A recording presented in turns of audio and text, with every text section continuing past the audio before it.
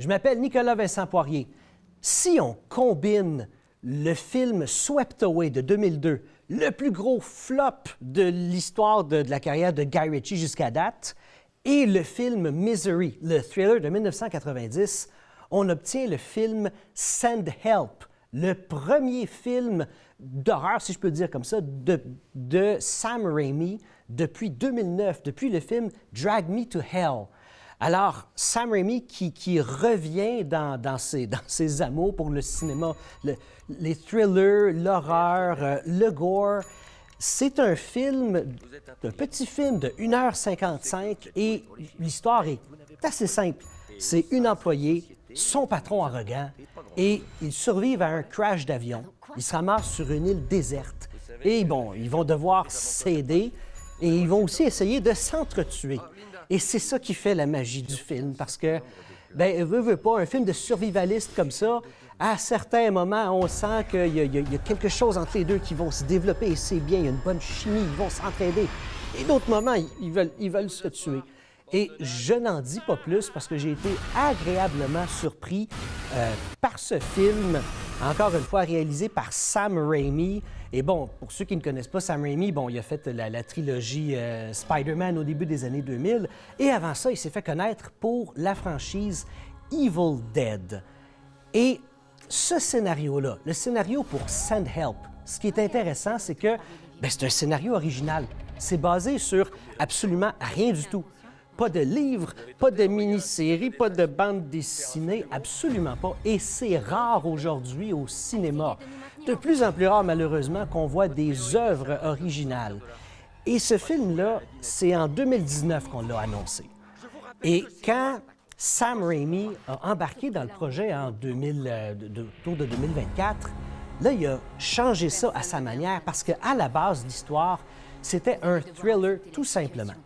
Et quand Sam Raimi est arrivé, il a amené un peu sa sauce, c'est-à-dire de l'humour noir et du gore. Et c'est ça vraiment qui fait la magie. Juste un thriller, ça aurait été correct, mais sûrement oubliable. Mais vraiment, ce qui met du charme dans ce film-là, c'est l'humour noir aussi qui vient avec. Et c'est sûr que quand je dis gore, pour ceux à la maison qui ne savent pas qu'est-ce que c'est, eh bien, c'est de la violence très sanglante. OK? Mais si vous ne savez pas qu'est-ce que ça voulait dire, le terme gore avant, déjà là, à la base, peut-être que ce film-là n'est pas destiné pour vous.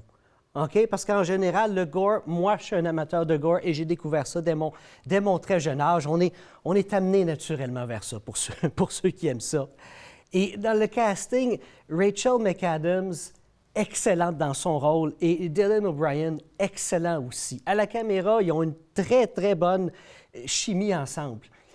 Et par contre, quand je disais tantôt, peut-être le gore, vous ne savez pas qu'est-ce que c'est peut-être pas pour vous, c'est entre autres ce que beaucoup de gens pensent, certains critiques pensent aussi, c'est que le film est un peu inégal.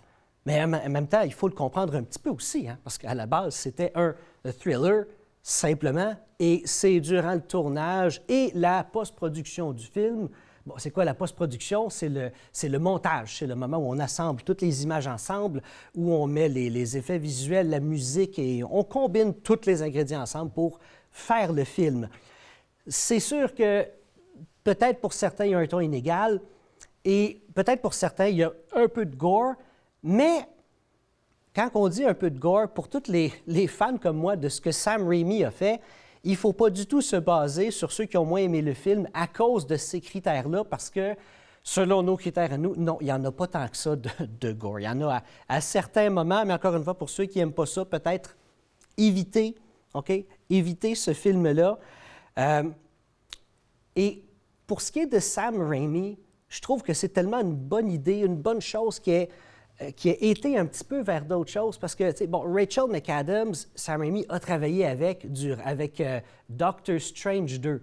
Doctor Strange, c'est basé sur le Marvel Cinematic Universe. C'est une franchise et Sam Raimi a été de très, très longtemps dans les franchises. Alors qu'il revienne à ce qu'il fait le mieux, je trouve que c'est absolument fantastique. Et pour tous ceux à la maison qui ont aimé ce film-ci, un film que je vous conseille, oui, Drag Me to Hell, en 2009, on l'a parlé tantôt, Pourquoi? Parce que c'est un petit peu la même essence. Okay? Il y a un petit peu d'humour noir aussi, un petit peu de gore. C'est un petit peu la même essence, mais surtout un thriller oublié de Sam Raimi. Pour ceux qui s'en rappellent, A Simple Plan, qui a été fait en 1998. Ça date d'assez longtemps, mais c'est dans mon top 10. Dans la cinquantaine de films qui sont dans mon top 10, ce film-là y est. Et l'histoire est super simple. Deux frères, un ami, dans les bois, ils trouvent dans un avion qui a été abandonné, qui s'est crashé, ils trouvent un sac avec quelques millions de dollars dedans. Et personne n'est au courant de ça. Le crash d'avion date d'un certain temps. Et là, personne ne le sait. Ils décident de garder l'argent pour eux. Et c'est justement parce que personne ne le sait que les problèmes vont commencer. Je ne vous en dis pas plus. C'est tout le temps qu'on a aujourd'hui. Je vous dis à la semaine prochaine.